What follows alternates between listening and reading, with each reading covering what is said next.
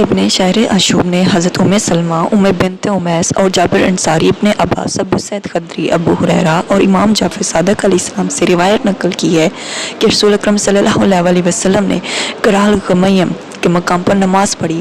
جب آپ نماز سے فارغ ہوئے تو آپ پر وحی نازل ہونے لگی۔ اتنے میں حضرت علی آئے، انہوں نے آپ کی حالت وحی کو ملاحظہ کیا تو انہوں نے آپ کو پشت کا سہارا دیا اور غروب آفتاب تک وحی کا سلسلہ جاری رہا اور قرآن مجید نازل ہوتا رہا۔ جب وحی مکمل ہو گئی تو رسول خدا نے فرمایا، علی کیا تم نے عصر کی نماز پڑھی؟ حضرت علی نے عرض کیا، نہیں یا رسول اللہ، میں نے آپ کو سہارا دیا ہوا تھا۔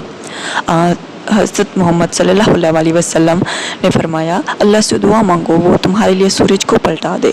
حضرت علی نے دعا مانگی تو سورج پلٹ آیا۔